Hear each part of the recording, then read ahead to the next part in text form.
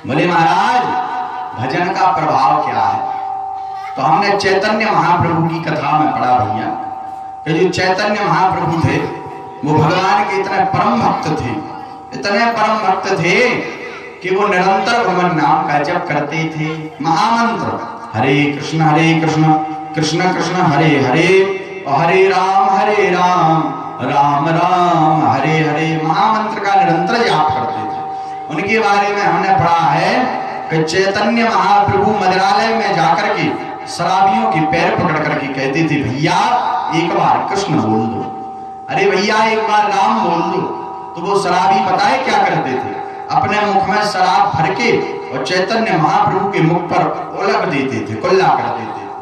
पर चैतन्य महाप्रभु एक वस्त्र से अपने गमछे से उस शराब को पहुंचते थे और दोबारा से चरण पकड़ करके कहते थे भैया एक बार कृष्ण बोल दो, एक बार राम बोल दो। तो किसी विद्वान ने कहा, बोले बताओ तो आप इतने परम विद्वान, इतने परम भागवत भगवत भक्त, इतने वीतराग महात्मा, इतने विद्वत्तावान, शास्त्रों में पारंगत, वेदाध्ययनी, भगवत प्राप्त महापुरुष होकर के शराबियों के पैर पकड़ करके उनसे कहते हो कि एक बार कृष्ण कह दो और वो आपके मुख पर शराब को उलग देते हैं, कुल्ला कर देते हैं, थूक देते हैं, फिर भी आप उनसे कहते हो कि एक बार कृष्ण कह दो। इसका कारण क्या है? बोले भैया हम जानते हैं कि जैसा ये कर्म दुष्कर्म कर रहे हैं तय है कि इनकी दुर्गति होगी, इनकी दुर्गति सुनिश्चित होगी, ये नरक में जाएंगे और कई कल्प तक नरक का वास इनको प्राप्त होगा। पर अगर इनकी जिह्वा से एक बार भी भगवान श्री कृष्ण का पावन पवित्र नाम निकल जाएगा तो इनकी दुर्गति होने से बच जाएगी। ये हमारे भगवान श्री कृष्ण के नाम का प्रताप है। चैतन्य महाप्रभु के बारे में क्या कहे?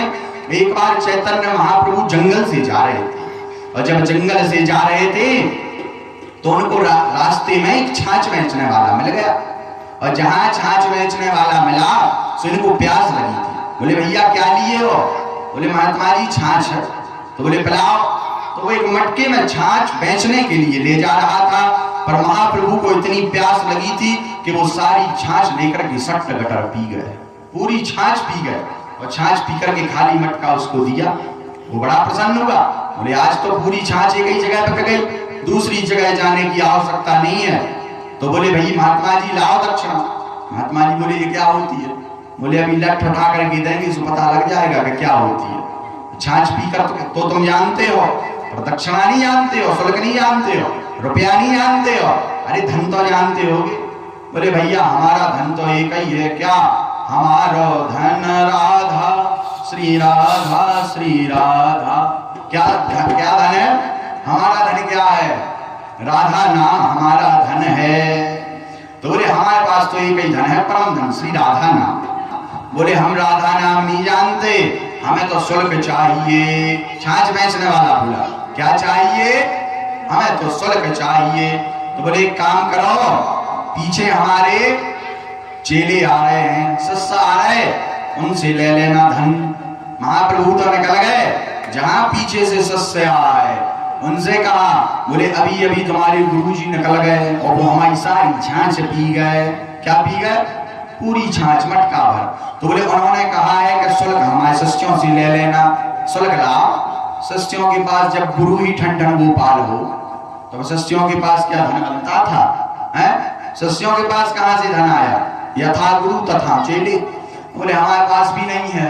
बोले फिर हमारे पास भी एक ही धन है, क्या? राधा नाम। अरे चोर न चोरी कर सके, भाई न बांटे दाम, और पावन परम पुनीत है श्री राधा जो को नाम। हमारे पास तो एक ही धन है, क्या? बोले हमारे पास भी राधा नाम है। बोले बताओ तो किन पागलों से पाला पड़ गया, इनसे लड़ना भी बेकार है। बोले ठीक है जाओ निकलो। शिष्य तो निकल गए।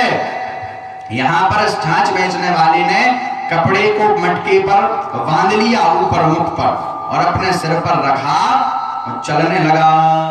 और जैसे जैसे जी कदम को बढ़ावे वैसे वैसे मटका भारी होता जावे। अभी मन में विचार करने लगा, मटका तो खाली था, भारी कैसे होने लगा?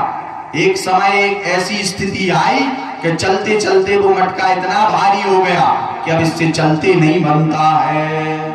सो इसने उस मटके को नीचे रखा। देखना तो चाहिए क्या है, और जैसे ही उस पर्दे का आवरण हटाया, कपड़े का आवरण हटाया, अबाक रह गया छाछ बेचने वाला, आश्चर्यचकित हो गया।